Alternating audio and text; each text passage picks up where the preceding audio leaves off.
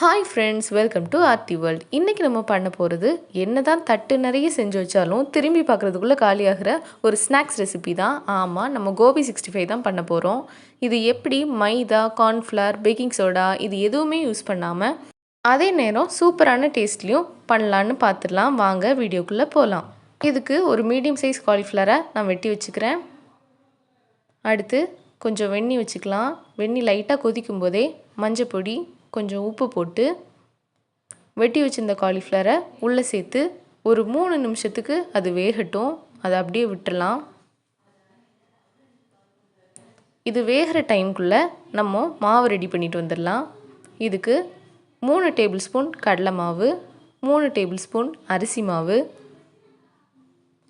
1 table spoon chilli powder, 1 teaspoon இஞ்சி பூண்டு paste,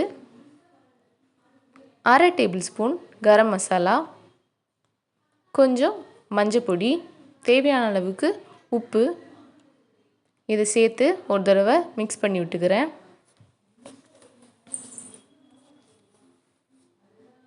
அடுத்து ஒரு 1.5 ஸ்பூன் தயிர் சேர்த்துக்கிறேன். தயிர் வேண்டான்னா நீங்கள் லெமன் கொஞ்சம் புழிஞ்சு விட்டுக்கலாம். அடுத்து கொஞ்சம் கொஞ்சமாக தண்ணி சேர்த்து இதை நல்ல பேஸ்ட் கன்சிஸ்டன்சிக்கு மிக்ஸ் பண்ணி விட்டுக்கோங்க. இது ரொம்ப தண்ணியாகவும் இல்லாமல் கெட்டியாகவும் இல்லாமல் இருக்கணும். பாருங்கள், இந்த கன்சிஸ்டன்சிக்கு இருக்கணும். காலிஃப்ளவர் நல்லா வெந்துருச்சு. இப்போ இதை எடுத்து வச்சிடலாம். இப்போ இதை இந்த மசாலா கூட சேர்த்து நம்ம நல்லா கிளறி விட்டுறலாம். நல்லா ஈவனாக மிக்ஸ் பண்ணி விட்டுக்கோங்க. மசாலா எல்லா பீஸ்லேயும் படுற மாதிரி நல்லா மிக்ஸ் பண்ணி எடுத்துக்கலாம். அடுத்து ஒரு 1/2 கரண்டி சூடான எண்ணெயை இது கூட சேர்த்து கலந்து விட்டுக்கலாம். இது எதுக்காகனா கொஞ்சம் அந்த காலிஃப்ளவர் கிறிஸ்பினஸ் வர்றதுக்காக நம்ம செய்கிறோம். எண்ணெய் காஞ்சதும் ஒவ்வொரு பீஸாக காலிஃப்ளவரை ஆட் பண்ணிக்கலாம். இந்த பபிள்ஸ்லாம் நல்லா அடங்கி வரணும்.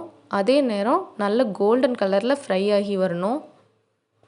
2 நிமிஷத்தில் திருப்பி போட்டுக்கோங்க.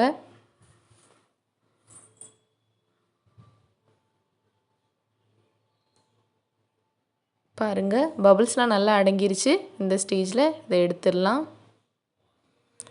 சூப்பராக கோபி 65 ரெடி ஆகிருச்சு. பாருங்கள், இது ஈவினிங் டைமுக்கு ஒரு பக்காவான ஸ்நாக்ஸ்ன்னு தான் சொல்லணும். இதை உங்கள் வீட்டில் கண்டிப்பாக ஒரு தடவை ட்ரை பண்ணி பாருங்கள். இந்த வீடியோ உங்களுக்கு பிடிச்சிருந்துச்சின்னா லைக் பண்ணுங்கள், ஷேர் பண்ணுங்கள், கமெண்ட் பண்ணுங்கள், மறக்காமல் சப்ஸ்கிரைப் பண்ணிக்கோங்க. Thank you. Have a good day.